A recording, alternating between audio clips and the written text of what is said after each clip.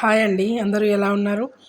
ఇంతవరకు ఎవరైనా నా ఛానల్ సబ్స్క్రైబ్ చేసుకోకపోతే సబ్స్క్రైబ్ చేసుకోండి, ఆల్పై క్లిక్ చేయండి, లైక్ చేయండి, అలాగే షేర్ చేయడం మర్చిపోకండి. ఈరోజు నేను చేయబోయేది మటన్ బిర్యానీ రెసిపీ. చాలా బాగుంటుంది. దానికోసం ముందుగా మనం బిర్యానీలో పోపులో వేసే ఐటమ్స్ అన్నీ ముందుగా ఒక రోట్లో వేసి వాటిని మంచిగా స్మాష్ చేసుకోవాలి. అవి ఇలా స్మాష్ అయితే సరిపోద్ది.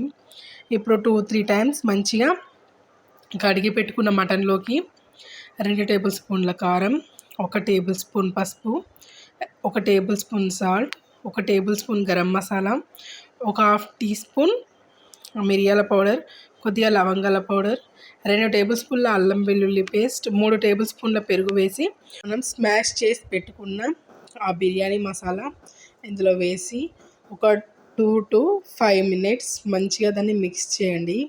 ఆ మటన్కి ఆ మసాలా మొత్తం మంచిగా పట్టేంత వరకు మిక్స్ చేసి 15-30 మినిట్స్ పక్కన పెట్టుకోండి. 15-30 మినిట్స్ పక్కన పెట్టిన తర్వాత అది మనకి ఇలా ఉంటుంది. ఇప్పుడు మనం బిర్యానీకి సరిపడా బౌల్ పెట్టుకోవాలి. బౌల్ పెట్టుకున్న తర్వాత దాంట్లోకి 3-4 టేబుల్ స్పూన్ల ఆయిల్ వేసి కట్ చేసి పెట్టుకున్న పచ్చిమిర్చి, ఆనియన్ వేసి వీటిని ఫ్రై చేయండి. వాటి కలర్ చేంజ్ అయ్యే వరకు ఫ్రై చేస్తూ ఉండండి. మిడిల్ ఫ్లేమ్లోనే మంచిగా ఫ్రై చేసిన తర్వాత మనం పక్కన పెట్టుకున్న మటన్ని అందులో వేసి ఒక 2 మినిట్స్ మంచిగా మిక్స్ చేసిన తర్వాత ఒక 5 మినిట్స్ హై ఫ్లేమ్లోనే పెట్టండి. ఇప్పుడు మనం ఆ మసాలా కలిపిన బౌల్లో కొద్దిగా వాటర్ వేసి ఆ వాటర్ని మటన్లోకి వేయాలి.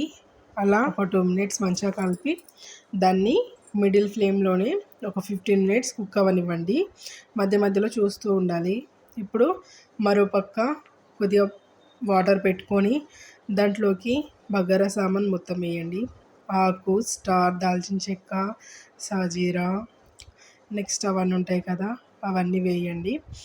వేసి కొద్దిగా సాల్ట్ వేసి వేయండి, కొద్దిగా ఆయిల్ వేయండి. ఇప్పుడు ఈ వాటర్ మరిగే వరకు వెయిట్ చేయాలి. ఇప్పుడు ఈ వాటర్ మంచిగా ఇట్లా కలర్ చేంజ్ అయ్యి మరిగే టైంలో దాంట్లోకి మనం ఒక 10 మినిట్స్ ముందే నానబెట్టుకున్న బాస్మతి రైస్ని అందులో వేసుకోవాలి. నేనైతే ఇక్కడ బాస్మతి రైస్ తీసుకుంటున్నా, మీరు మామూలు రైస్ అయినా తీసుకోవచ్చు, చాయిస్ అది. ఇప్పుడు ఒక 2 టైమ్స్ మంచిగా కలిపి రైస్ 70% ఉడికే వరకు దాన్ని ఉండనివ్వండి హై ఫ్లేమ్లోనే. మధ్య మధ్యలో చూస్తూ ఉండాలి రైస్ని, ఎందుకంటే రైస్ ఎక్కువ ఉడికిపోతే తర్వాత మనం మటన్ ఉడికిన దానికి దీనికి రేషియో సరిపోదు. ఇప్పుడు మటన్ కూడా మధ్య మధ్యలో చూస్తూ ఉండాలి. అలాగే మటన్ కూడా కరెక్ట్గా ఒక 70% వరకు ఉడకాలి. 70-75% ఉడికినా పర్లేదు, ఎందుకంటే రైస్ త్వరగా ఉడికిపోద్ది, కానీ మటన్ కొద్దిగా టైం తీసుకుంటుంది కాబట్టి. ఇప్పుడు రైస్ అయితే నేను చూసుకున్న 70% వరకు ఉడికిపోయింది. ఇంకా స్టవ్ ఆఫ్ చేసుకొని అలానే వాటర్లో మాత్రం ఉంచకండి, ఎందుకంటే వేడి వాటర్లో ఉంచడం వల్ల రైస్ త్వరగా ఉడికిపోతుంది, మొత్తం ఉడికిపోతుంది. అందుకే దాన్ని వేరే ఒక బౌల్లోకి షిఫ్ట్ చేయండి.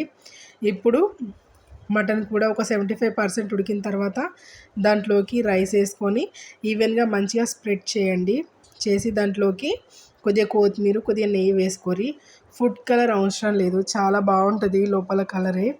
కొందరు ఆనియన్స్ కూడా వేస్తారు, ఫ్రైడ్ ఆనియన్స్, అదైతే మీ చాయిస్. నేను ఇక్కడ స్కిప్ చేశాను. మీరు కావాలంటే డీప్ ఫ్రై చేసుకున్న ఆనియన్స్ని కొత్తిమీర వేసినప్పుడే వేసేయచ్చు, బాగుంటుంది అలా కూడా. నేనైతే ఇక్కడ స్కిప్ చేశాను.